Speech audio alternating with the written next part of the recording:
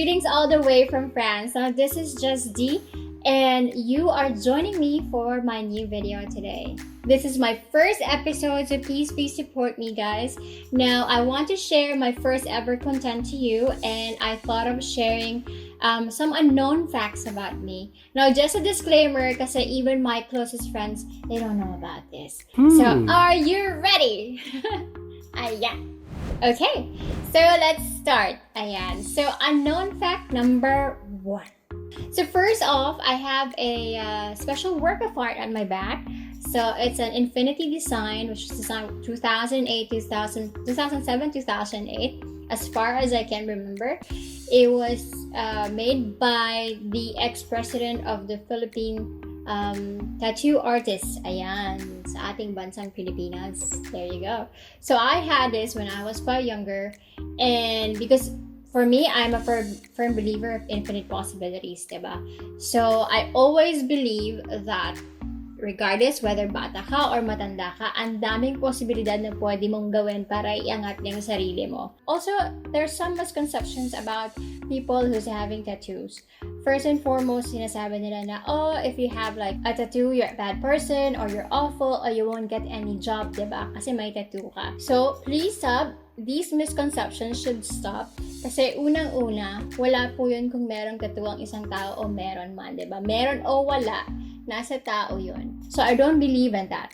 Una-una, you don't have to judge anyone just because they're covered with tattoos. As long as wala kang natatapakan na tao or wala kang nasasaktan na tao, kung meron ka mang tattoo or wala, then okay yun for me. So, never judge anyone just because of they have tattoos. It's just a firm expression of art. You'll never know kung ano pinagdaanan ng tao na yun sa buhay niya, kaya meron siyang tattoo. So, yeah. So, unknown fact number 2. For this one, I'm not really sure if you're gonna believe me on this, but contrary to my extrovert personality, and I am really an introvert. Ayan. So, kung makikita nyo, yeah, you can see me on TV, you can see me sa mga social medias ko na parang active lagi, joining events, hosting events, public, let's say public events, large crowds, ganyan. But, hindi nila alam na talaga pong introvert ako. Yun, yung sa bahay lang ako, I prefer the comfort, diba? Sa bahay. The more that you get older, the more that you see na it's much better, diba? Na relax tayo, nagkakapagpahinga tayo. Hindi lang dahil sa introvert ako or sabihin natin yung tingin ng ibang taas, extrovert ako. Pero ang sinasabi ko lang is, I prefer at home, definitely. And I prefer small crowds. Mas maganda yung private, let's say, intimate private party lang or gathering with your closest friends. So, I prefer that. So, regardless whether you're an introvert or an extrovert, dapat lagi nating tandaan na kindness rules, diba? So, we have to put ourselves into someone else's shoes para maranasan din natin kung ano ba yung nafe-feel nila. It's not easy being an introvert, or sabihin natin it's easy being an extrovert. Pero yun lang, intindihin din natin ng tao, diba? Hindi naman lahat ng tao pare-pareho ng personality. Unknown fact number 3. Ayan. So, I used to do Muay Thai and boxing.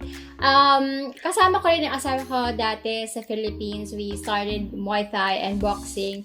Ayan, just because we believe na syempre, unang-una, it's a stress reliever, diba? Exercise is a big stress reliever when you're pressured with work, when you're stressed with everyday life, diba?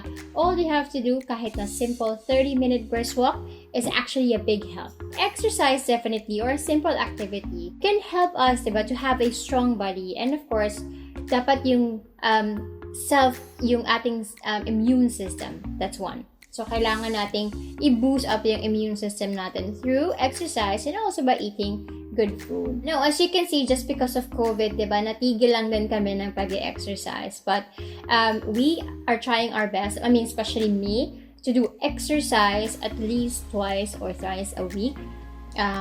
Just because of, ang dami kasing trabaho talaga, and also dumagdag pa si COVID-19. So, kahit papaano, kahit sa loob ng bahay natin, nakakapag-exercise tayo.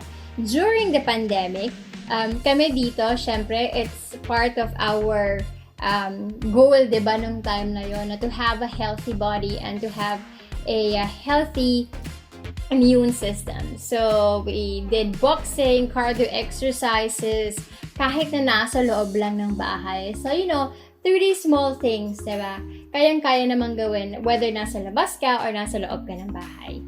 Yan. Unknown fact number 4. Ayan. So, I am a fan of TED Talks. Sino sa inyo yung fan ng TED Talks? Stand up pa. For me, I love really watching these motivational talks. Unang-una. Ayan, I have that on my phone. Bakit? Kasi it makes me, sabi ko nga, motivational. It makes me motivated, diba? Na parang sabi ko nga, nakaka-inspire yung mga nagsasalita na yon. And sana one day makapagsalita din ako sa harapan ng ibang tao, di ba? Kumbaga, detox. TED detox. This actually played a big role kung paano ako na-mold as a woman, as a career woman also, sa payan. Kasi when it comes to leadership, you have to motivate yourself to do, to make something na, yung good for you. Diba? Yun yung isa. So, ito yung TED Talks kasi, syempre, is one way to also boost our self-confidence, one way of also to empower ourselves, diba? Hindi lang as a woman, but as a person. And through TED Talks, diba, it's more of also empowering ourselves, not just as a woman, but also as, or just simply as a person. We're empowering ourselves. And also, it's a good source of information, di ba? Lalo na, syempre, pag-boost ng self-esteem natin. Ang ganda kasi, ang dami mong pwedeng mapanood na pwede kang makarelate when it comes to leadership, when it comes to marketing, when it comes to those motivational talks. Ang ganda niya eh. Kasi it really inspires you. That's number 1 for me, na parang, it makes me feel good, actually. It makes me more empowered. So, kaya ako nanonood ng mga TED Talks, and I love also reading motivational books. Ayan. So, I hope you guys, you have your own, inspiration. Yan. Sino yung mga favorite nyo na motivational speakers? Ano yung mga favorite nyo na books na binabasa when it comes to leadership and motivation, diba? So, i-share nyo na rin yan. Unknown fact number 5. Ayan. So, apart from my special work of art sa likod, ayan, ay hindi alam lahat ng tao na meron akong 4 piercing sa akin right ear. Yan. Mamaya pakita ko. 2 lang ngayon. Bakit? Wala. I mean, it's just a sense of freedom, It's very liberating lang. Parang nagagawa mo yun sa sarili mo. I'm not encouraging everyone to have that, pero para sa akin, it's just a piece of reward for everything na nagagawa ko na na parang milestone, parang ganyan. Kaya ako nagpalagay nun. Kaya lang siya 4, pero tinigil ko na rin siya. It actually, yung pagpapapierce, before I was so scared. Sabi ko nga, ano ba? Ang sakit ata, diba? Okay na yung 2 na to. Kasi when we were young, remember when we were babies, nilalagyan na nila tayo ng pierce sa tenga kasi hindi natin nararamdaman yung sakit. Pero nung tumanda tayo, every time na magpapa-pierce ka, ang sakit, diba? So parang, it's one way also of boosting your adventurous side. So hindi lang na, meron na akong existing na ear pierce. Pero I had, diba? I had 4 more, ayan, or 3 more dito sa right ear ko. So, it's just one way of saying also, like dun sa art, diba? Like sa tattoo, na it's just an expression of yourself. Sometimes you just have to free yourselves, diba? Hindi naman tayo kailangan na laging i-box yung sarili natin just because ito yung tingin sa atin ng isang or ng ibang tao. Kailangan, ang importante, yung tingin mo sa sarili mo. So, whether you want to have a tattoo, whether you want to have ear piercings, it's your choice. Kanya-kanya lang yan, diba? For me, it's just a milestone of the things that I achieved. Kaya ako nagpalagay nun. But then again, of course, I stopped already kasi masakit na talaga siya. Unknown fact number 6. Ayan, so 6 na tayo. Yay! So, ito nakakatuwa. Kasi there are some people who do not want to disclose their age. But for me, it's actually fun. It's a game for me. Every time meron ako mga nami-meet na tao, and I don't know, maybe it's just the way I dress, or maybe just because I'm Asian, na mukha tayong bata, diba? But it's a fun game kasi they always ask me, or I always ask them, whenever they ask me what's my age, I like playing guessing games. So I always ask them, like, okay, make a guess. Ano yung age ko? So I'm not really sure whether all of you know my real age, and that will be a secret. And that's for you to find out. So all you have to do is comment down below kung ano sa tingin nyo ang age ko. Yung guessing game ko, especially when it comes to my age, it excites me. Kasi parang, wow, especially when people say na, oh, you look like you're this age. Tapos natatawa ko kasi sinasabi nila yun to think I'm like 10 years older than that age na sinabi nila. So it's quite really fun and exciting to do that game. Pero just so you know, we all know this, that age is just a number, and age actually does not define us as persons, nor it entail how we perceive and understand the disparities in life. Unknown fact number 7. Ayan. My heart melts for spicy fried chicken. Ayan. So this is one food that I could actually eat forever. Ngayon pa lang gusto ko na ng spicy fried chicken. I don't know why, but that is my comfort food, diba? Na parang samahan mo pa ng fries. So, I'm a big fan of just fried chicken. Kahit fried chicken lang, okay na ako. Basta spicy. Whether it's chicken spot or KFC or ano ba mga spicy fried chicken. Yan. I'm happy with that already. So, all you have to do is to give me fried chicken, spicy fried chicken, and I'm okay. So, I know you have like comfort foods with you also. You have comfort foods you go to, especially when, you feel down or you feel like you're sad or you're not having a good day. And yun yung maganda sa comfort food kasi yun nga na parang, nafe-fill up nila yung mga parang sadness natin. So for me, para sa akin yun, whether or regardless whether I'm sad or not, fried chicken is my go-to food. Unknown fact number 8.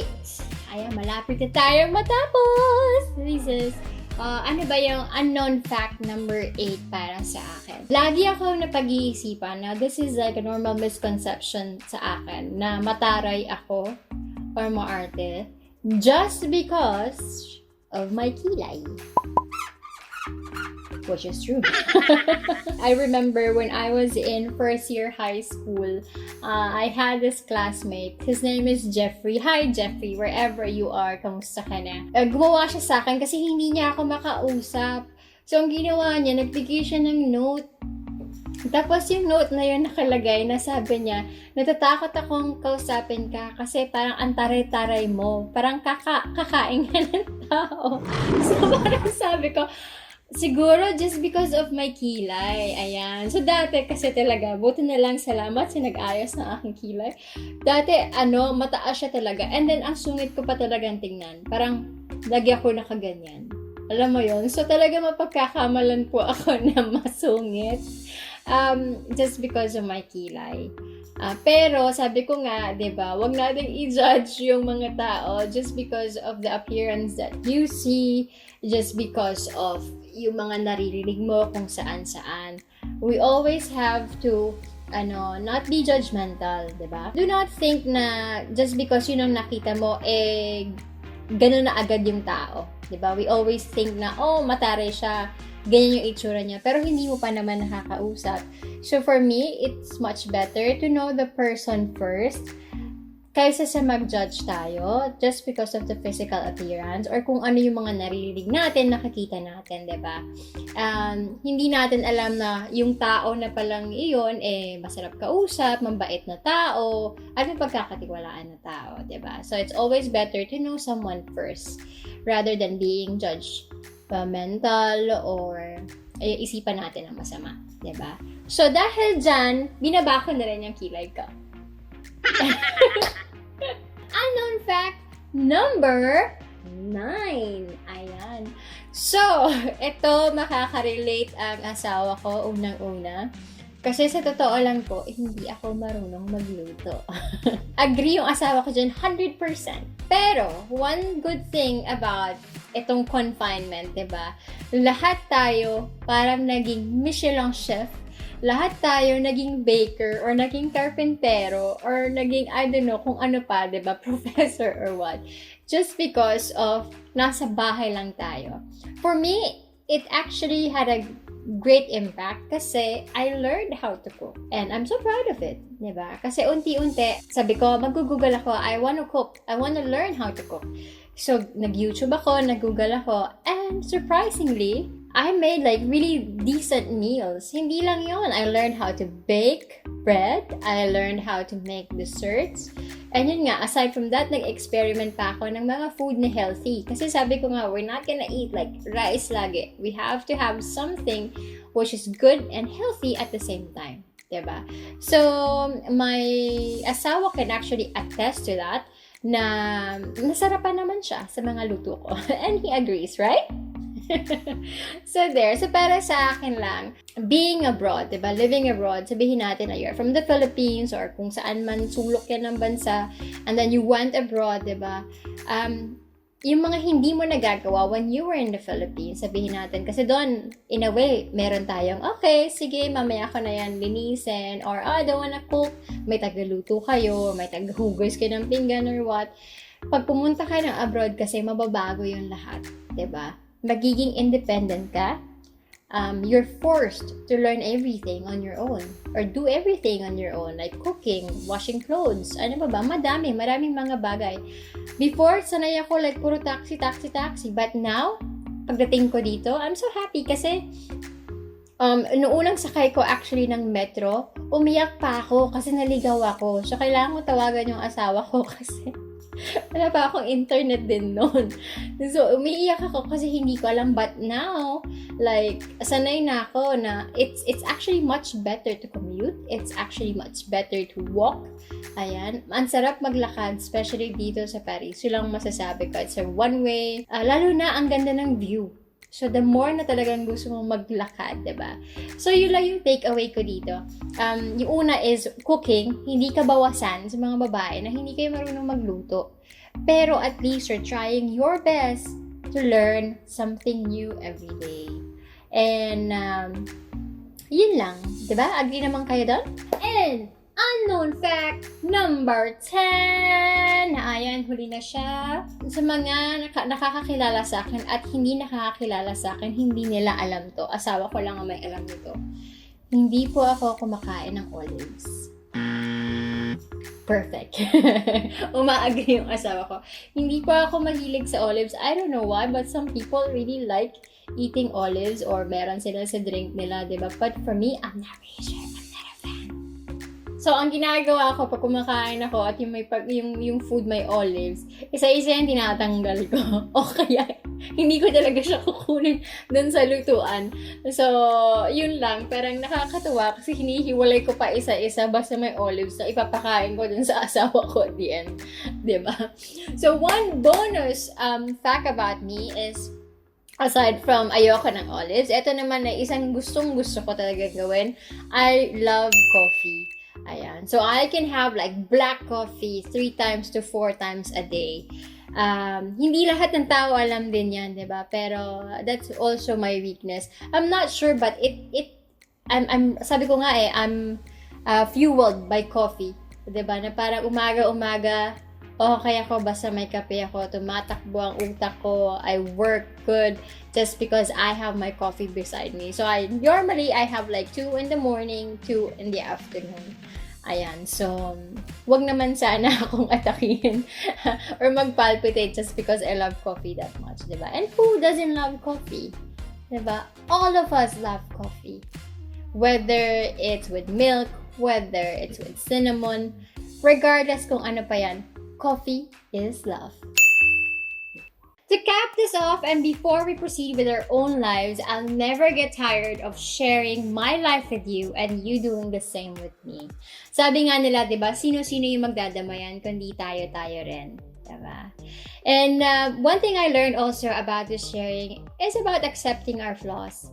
It's actually our ingenuity that makes us unique. So at the end of the day, we should stay true to ourselves and to our words. Be you, and I'll be me, Justy. Ciao!